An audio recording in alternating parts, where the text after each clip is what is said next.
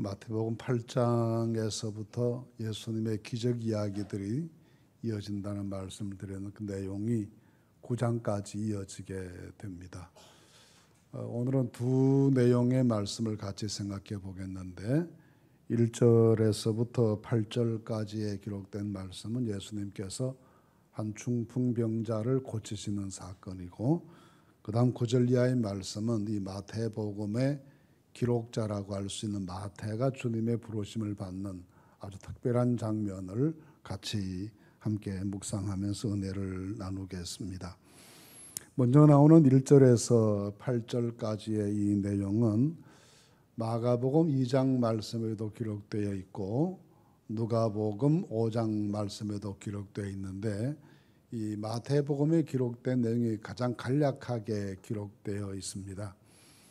마가복음이나 누가복음은 좀 더 상세하고 세밀하게 그 과정을 기록해서 우리가 좀 더 이해하기 쉽게 그 내용들을 기록해 놓았기 때문에 함께 생각해 보시면 더 쉽게 납득이 이해가 되리라 생각합니다.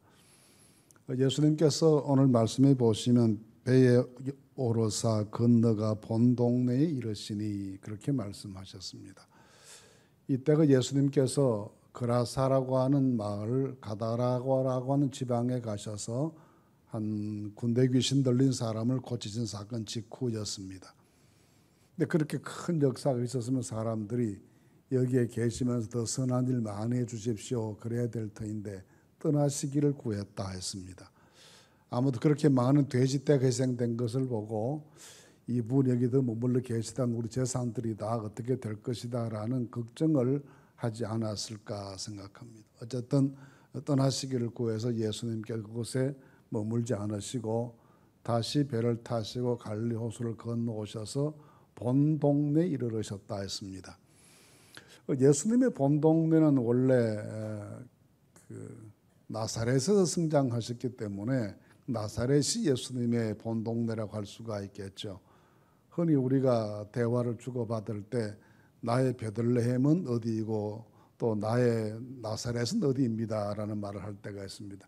내 출생한 곳은 어느 마을이고 자란 곳은 어디입니다 라는 말을 그렇게 빗대어 말하기도 하죠.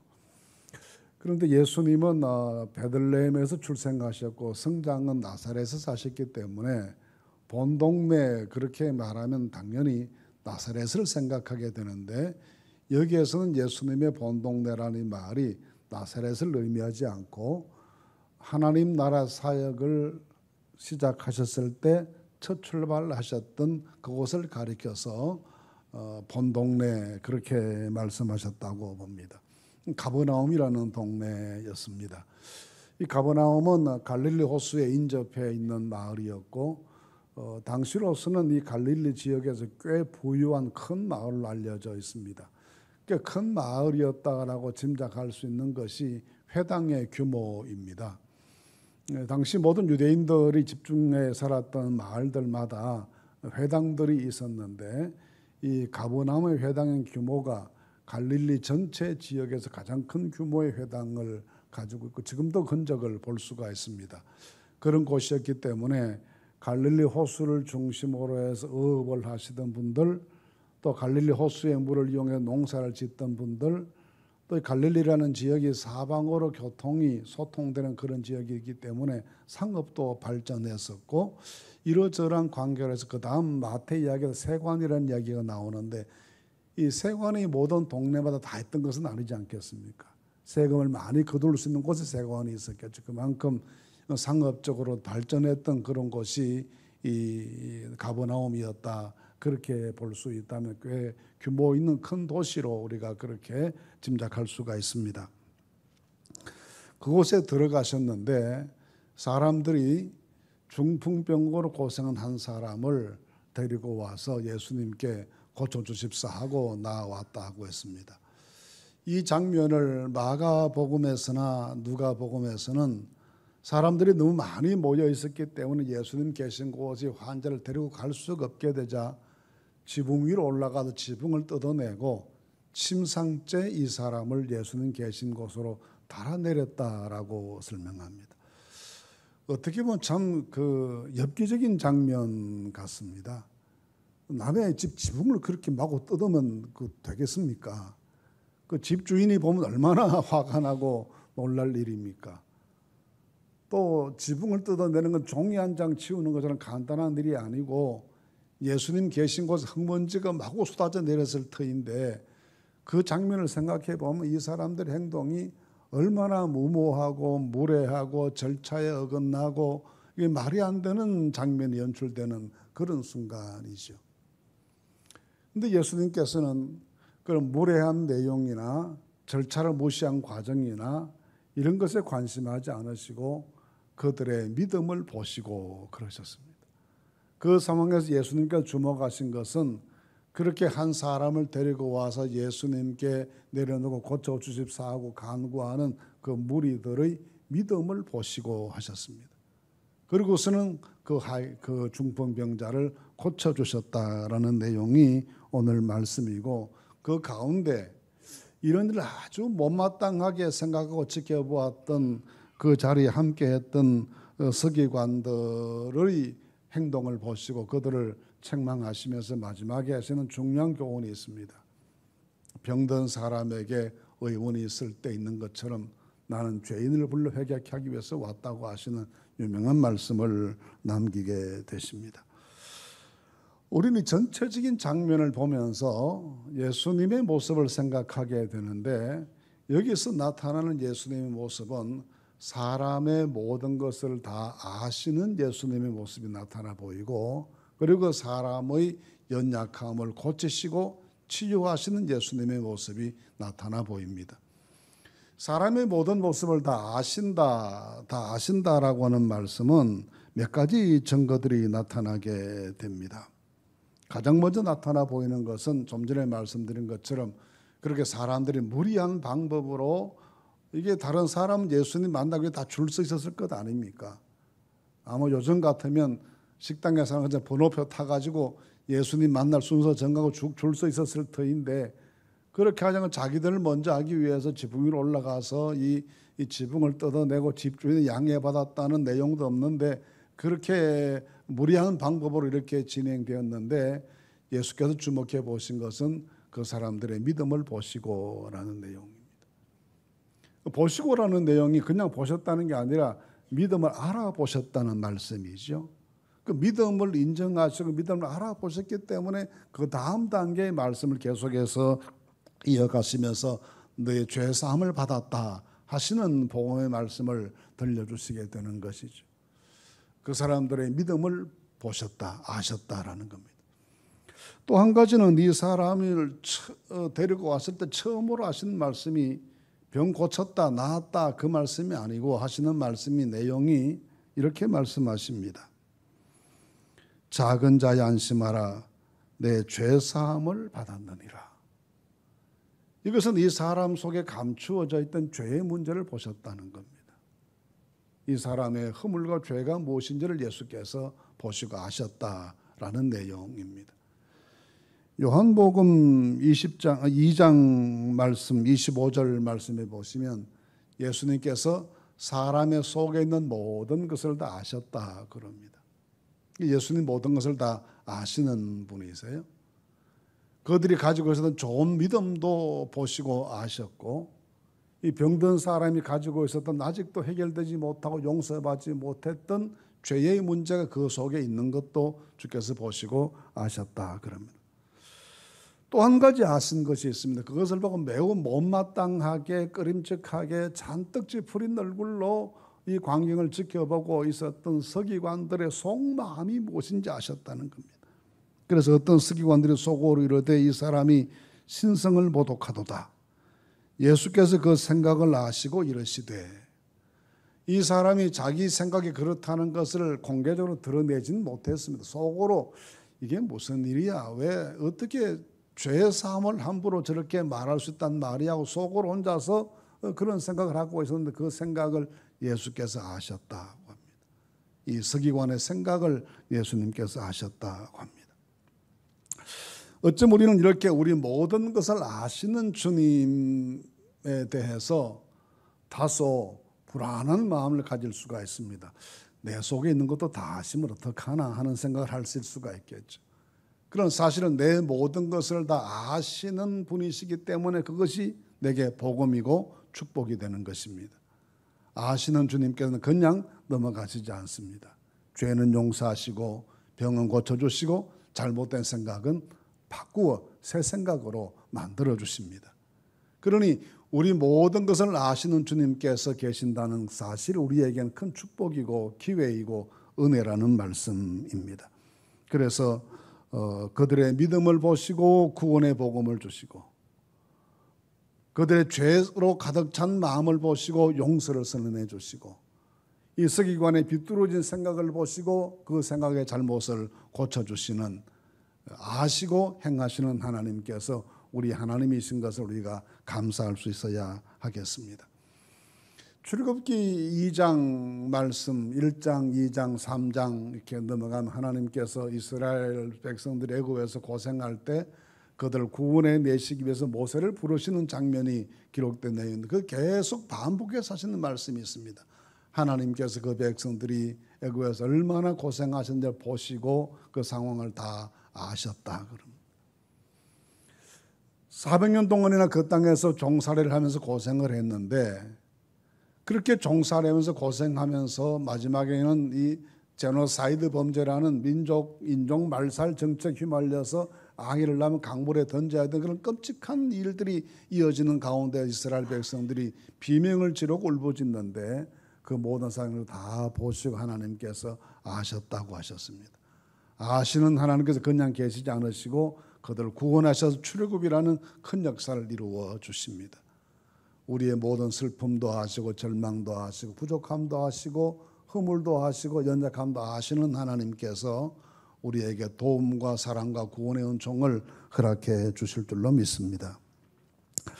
그런데 여기서 우리 한 가지 문제가 있습니다. 뭔가 하면 친구들이 이 사람을 데리고 와서 마가나 누가복음 편에 따른 말씀드린 것은 지붕을 뚫고 기와를 벗겨내고 사람을 침상째에 달아서 예수님 앞으로 내려보냈는데 오늘 말씀에도 보시면 그렇게 데리고 온 그 사람들의 믿음, 그들의 믿음을 보시고라고 하셨습니다. 그들의 믿음을 보시고 중풍병자에게 이르시되 내 죄사함을 받았다 하고 말씀하셨다는 겁니다. 이걸 좀 달리 생각하면 다른 사람들의 믿음 때문에 제3자가 구원받을 수 있는 건가? 라는 질문으로 이어지게 됩니다.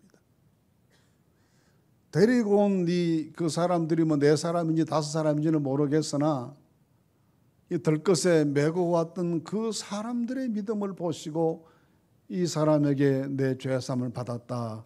그렇게 말씀하신다고 해석하면 다른 사람들의 믿음 때문에 또 다른 사람이 제3자가 구원받는 일이 가능하다. 그렇게 연결되는 것이기 때문에 우리로서는 매우 당혹스러운 내용이죠.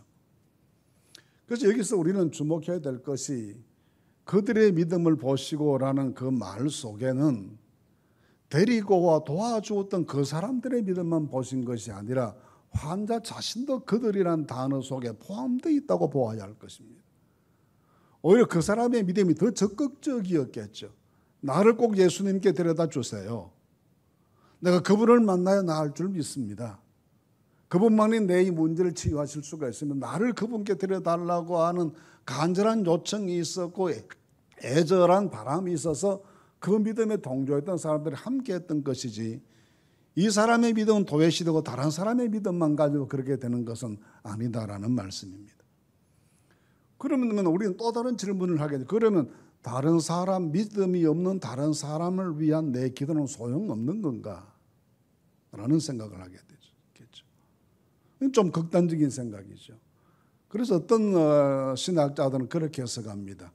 육신적인 문제에 있어서는 다른 사람의 믿음과 기도가 내게 도움이 될 수 있지만 영혼이 구원받는 문제에 있어서는 다른 사람의 믿음으로 해결되는 것이 아니다라고 선을 긋습니다. 예를 들어서 십계명 중에 하나님 말씀 잘 순종하고 하면 그 복을 자손 수천 대에 내리게 하시겠다. 또 잘 말씀 안 듣고 거역하면 3, 4대 이르도록 그 벌을 받게 하시겠다. 그러면 조상들의 잘잘못 때문에 내 운명이 결정지어진다는 얘기입니까? 이걸 또 어떻게 해석해야 될 것입니까? 이것도 마찬가지라고 저는 생각해요. 육신적인 문제에 있어서 영향이 클 수 있습니다. 영적으로 내가 구원받는 문제에서는 언제나 내 믿음으로 내가 구원받는 것이라는 생각을 할 수 있어야 합니다. 오늘 여기 이 사람에게는 자기를 데리고 왔던 사람들만의 믿음이 아니라 본인의 믿음이 포함되어 있습니다. 그와 그를 데리고 왔던 모든 사람들의 믿음을 보시고 예수님께서 이 환자에게 말씀하십니다. 내 죄사함을 받았느니라 하십니다. 그러고 나서 이것이 다른 사람에게 마음의 시험이 되었습니다. 어떤 서기관들이 속으로 이르되 사람이 신성을 모독하도다. 이 신성 모독이라는 옛날 번역은 참남하도다 그랬습니다. 이 말은 하나님의 영역을 침범했도다. 하나님의 이름을 욕되게 했다. 그런 말입니다. 이 서기관은 지금까지 배워왔던 그런 상식과 그런 경험으로는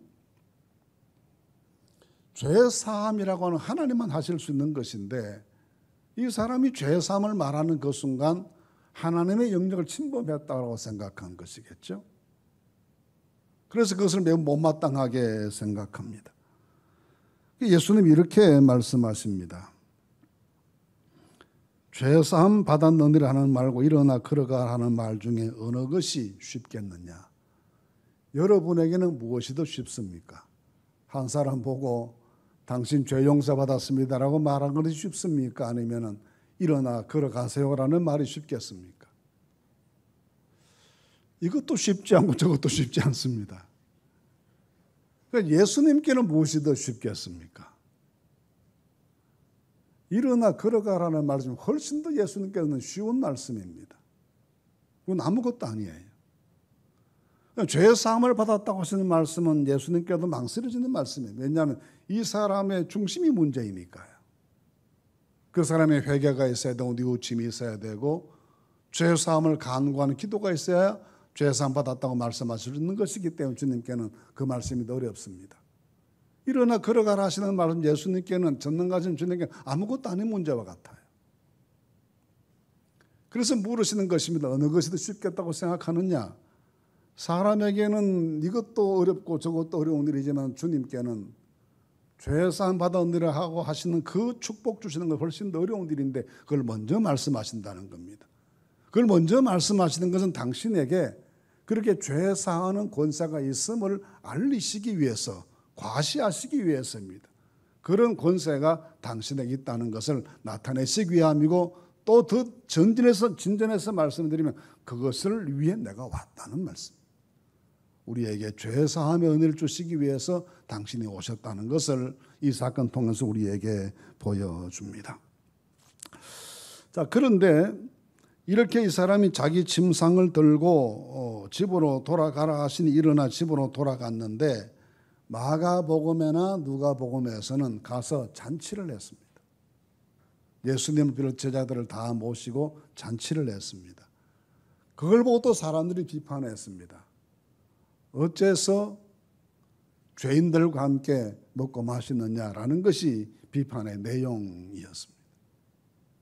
이런 비판의 내용이 있고 그 후에 마태가 예수님의 부르심을 받은 이후에도 똑같은 반응이 나타나게 됩니다.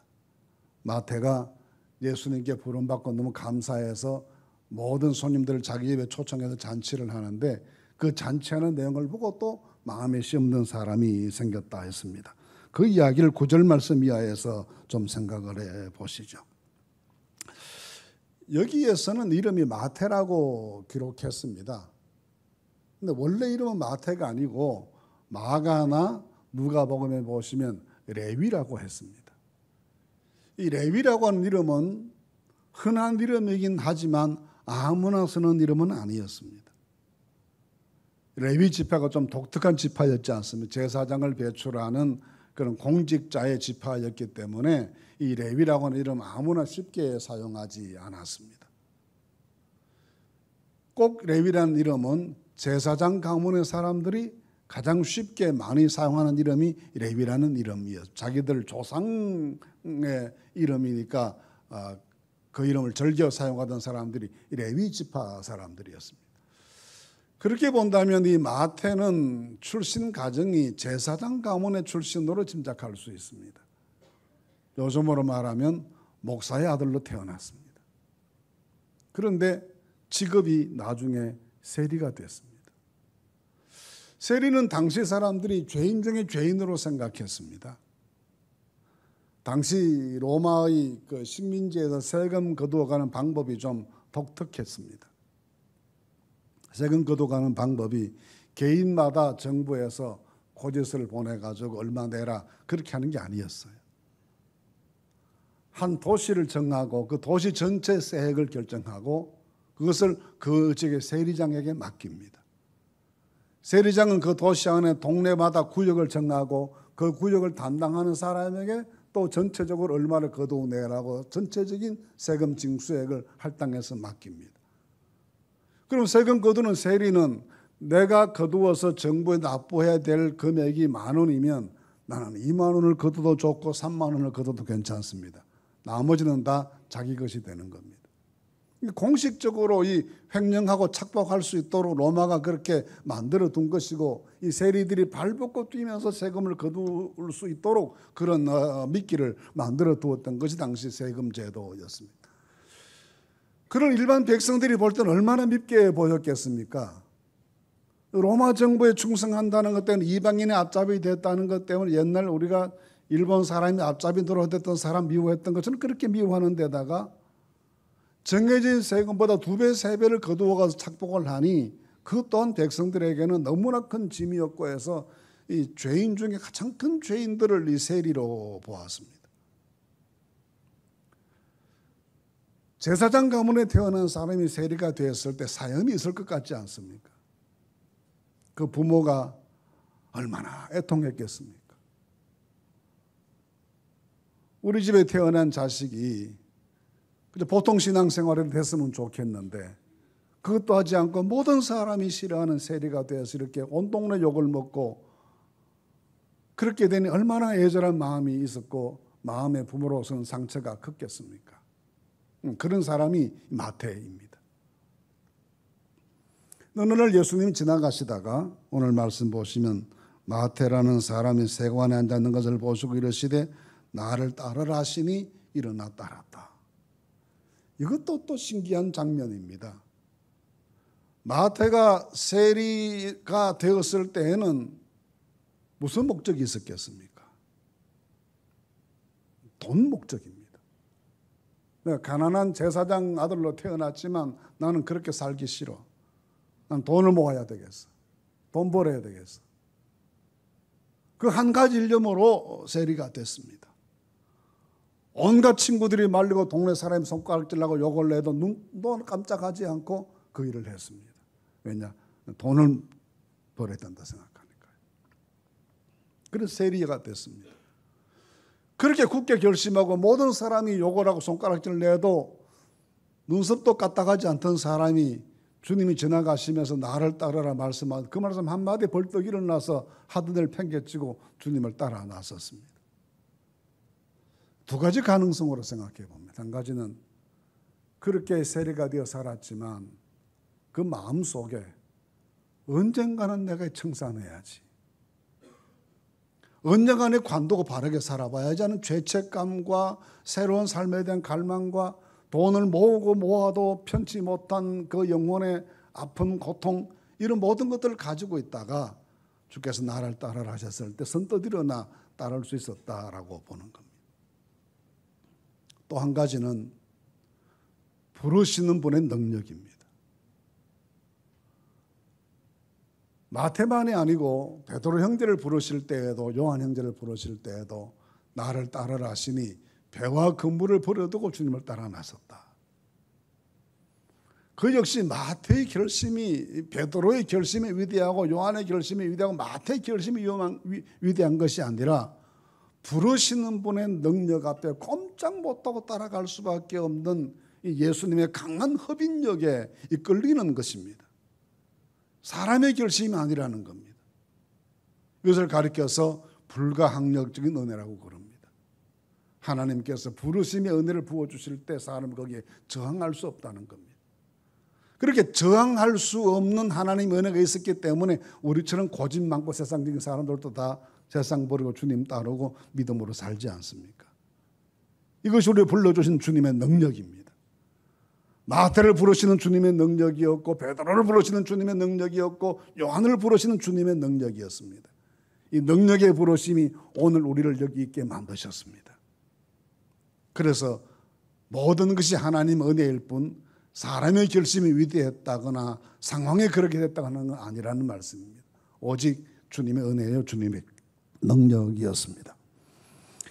그래서 예수님께서 마태의 집에 들어가서 같이 식사를 하시는데 그걸 바리새인들이 보고 그의 제자들에게 이르되 어찌하여 너희 선생은 세리와 죄인들과 함께 잡수시느냐 하고 비판합니다. 이 본격적인 이제 이 장면이 굉장히 중요한 장면인데 바리새인들이나 서기관들과 예수님 일행이 충돌이 시작되는 장면이에요.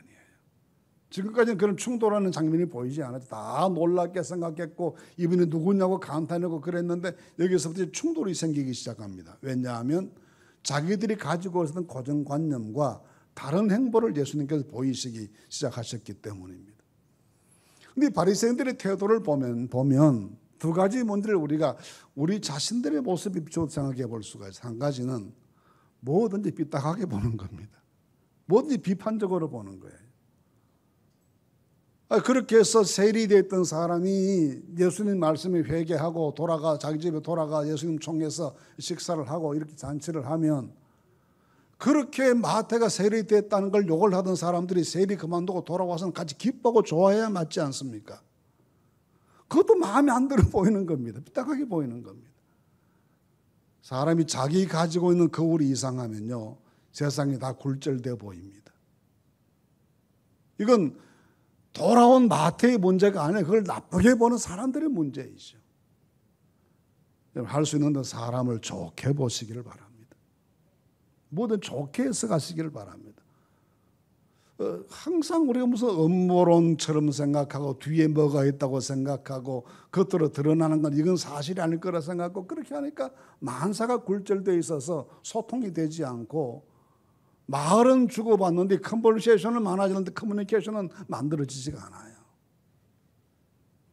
뭐든 좋게 봅시다. 이게 믿음으로 보는 사람의 시각입니다. 그런데 두 번째 이 사람의 모습은 이 바리새인의 모습은 자꾸 이간질시키는 거예요. 여기 보십시오.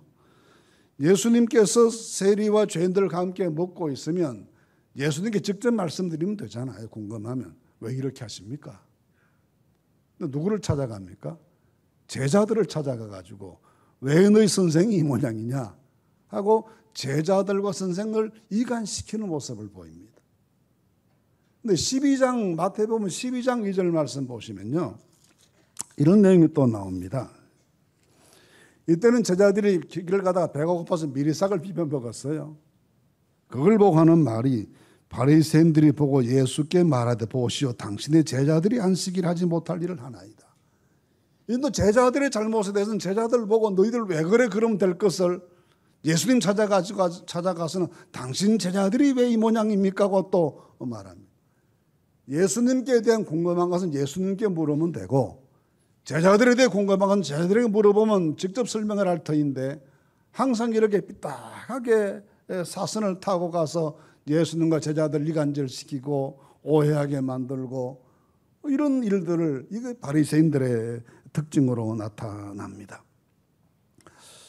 이렇게 해서 이 바리새인들은 항상 매사를 정직하게 보지 못하게 되고 사실대로 파악하지 못하게 되고 사람을 화합시키고 소통하게 만드는 것보다 오해하게 만들고 그것을 정복시키고 서로를 비판하게 만들고 그것 때문에 갈등 생기게 만드는 이런 역할을 하게 되기 때문에 이 부분에 대해서 우리가 주목해보고 이런 본을 따라가지 말아야 된다는 것을 알게 됩니다.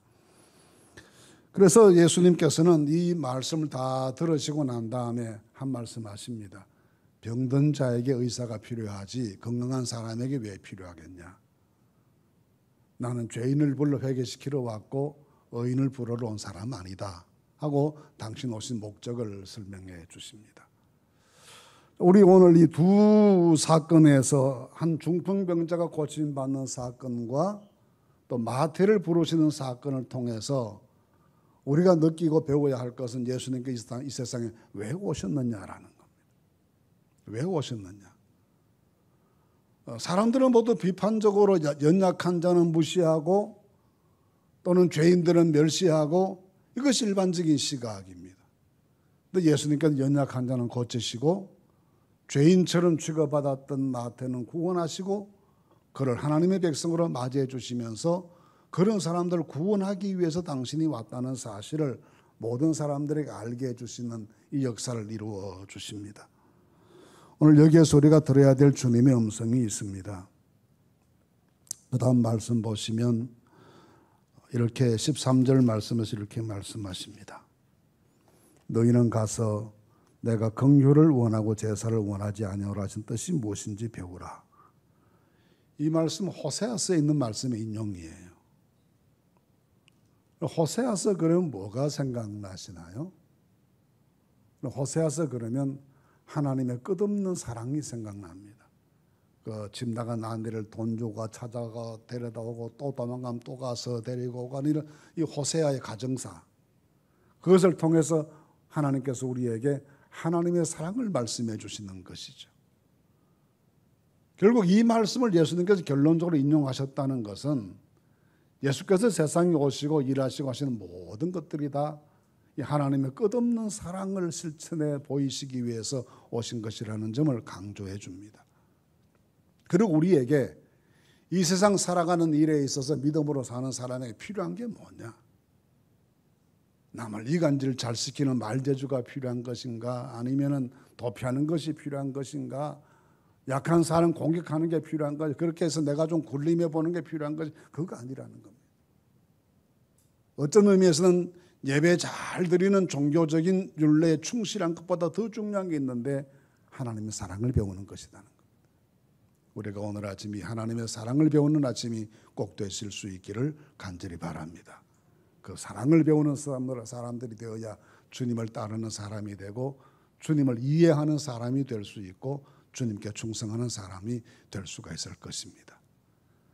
이 한 사람의 병자를 거절하지 않고 고쳐주시는 주님의 모습에서 마태를 부르셔 그를 적극적으로 변호해 주시는 주님의 모습에서 하나님의 사랑을 배우는 이 은혜가 우리 모두에게 있는 귀한 아침 되시기를 간절히 바랍니다.